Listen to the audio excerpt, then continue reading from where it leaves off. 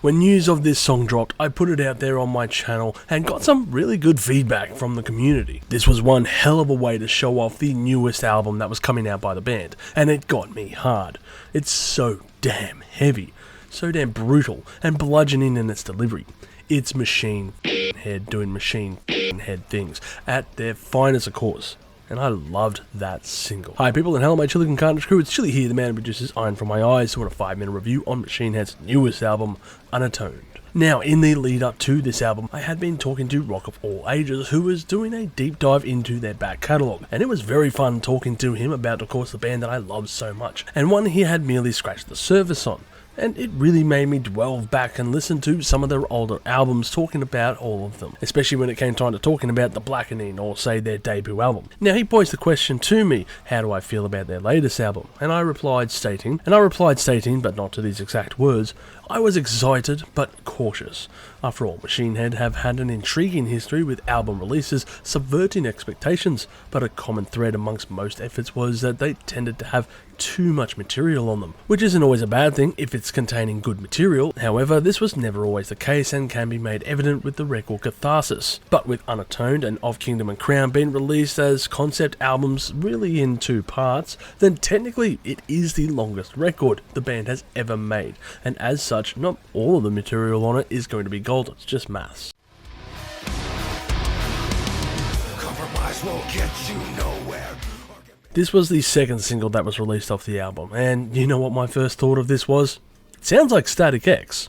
It's got that industrial drum pattern to it that feels like it was performed by good old Ken J himself, but that was before the chorus hit, and I gotta say for a Machine Head single, it sounds very generic. I mean, it works as a tune, sure, but it doesn't quite hit right. But then again, I am writing this part before the album drops, and maybe when I hear it with the other tunes as a frame of reference, it could work differently. Side note, no it didn't. Sometimes you have to wonder just why Machine Head would add certain songs on their releases, because there are some very skippable tunes in their past. Then again, you hear other songs they have made and know exactly why they made the album. You can feel this from the onset with Atomic Revelations, which blasts away like a high pressure hose using the Hoover Dam as its power source. Addicted to Pain is another such song which of course harkens back to that relentless and rising anger that blew me away as it builds up, breaks it down, and reaches its crescendo in a ruthless fashion. We can also hear it on These Scars Won't Define Us, which was described by Flynn as a Wu-Tang Clan level thrash collaboration, as it features guest vocals from members of In Flames, Lacuna Coil, and Unearth in a very ambitious piece, but it worked. And of course lastly on the track Unbound, which we already covered. Now these moments are where Machine Head just stand out and really kick some ass.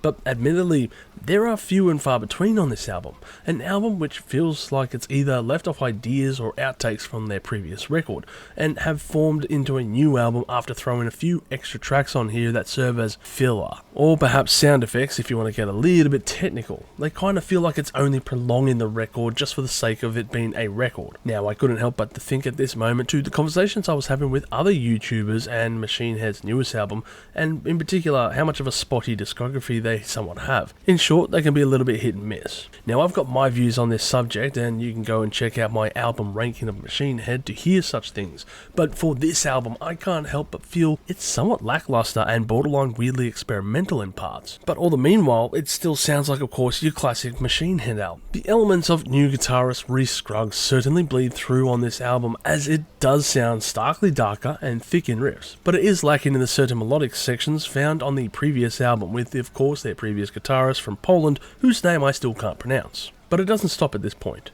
As mentioned, there are those odd filler tracks on here on this album, like Dustmaker, which serves its purpose, I guess, of sounding cool, I guess. I mean, it probably does serve the purpose of being a guide on this concept album, which, by the way, I didn't really pay much mind to, but it's not quite to the levels of Overdose from the previous record. And this isn't the only time it appears on the album. Then we have the song Bleed Me Dry, which certainly contains some great moments, but it's just broken up into these weird electronic drum patterns and soft sections, which I'm going to call it out here, but it sounds like Linkin Park. This song is just an absolute drag to get through this piece. And finally we have the closing track Scorned, which plods along like an injured animal and serves as an antithesis to what an album closer is really about. As negative as all these comments can come across, I think that it would be a very far stretch to call this album the worst thing they have ever released. In fact, this is far from it.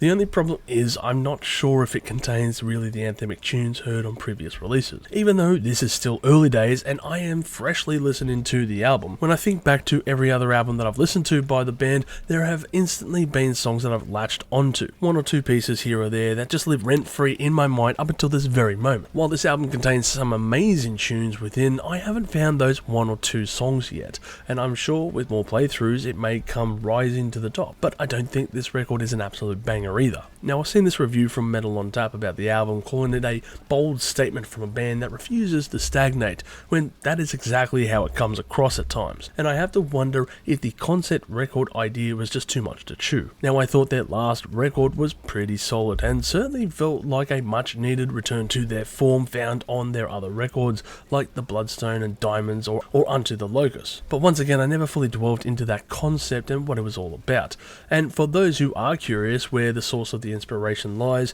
then you can thank Attack on Titan for these two albums, and you can thank that piece of information to Rock of All Ages for informing me on that matter. And you know what? Machine Head is probably perfectly suited for the hellscape found within that world. It seems almost fitting to have Machine Head's riffs playing over the top of any of these battle scenes in that anime. And if you haven't heard of it, then a quick rundown is basically humanity hides behind these giant walls so that creatures known as Titans don't eat them, and the Titans can grow anywhere between 12 meters to 100 meters in height.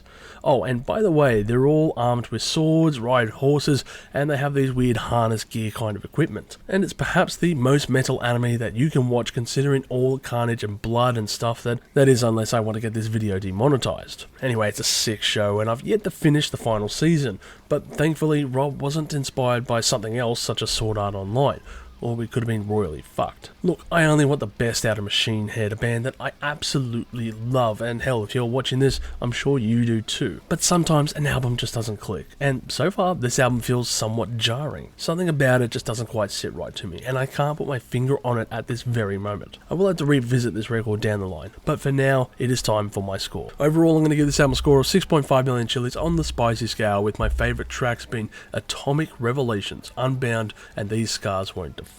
One thing I was very thankful when it came to this record was its short runtime on the album, because I've always felt that while the band have produced some of the best metal anthems heard in the last few decades, they do conflate and drag out their record's runtime, usually to the detriment of their efforts. Short affairs suit the band well, and I would implore them that they follow this path in the future. Anyway, Machine Head, keep making music, because me want more. So as always, make sure to listen to this record for yourself and tell me in the comment section below what you think of this album, as well as your favourite track. As always, stay spicy. If you've enjoyed this content, make sure to smash that like button, subscribe to us, and stay notified for future music related content, because it keeps our manager happy at the end of the day. We are also on Discord, Instagram, Facebook, and all those other social platforms if you want to check us out. As always, people, you have a great day and stay spicy.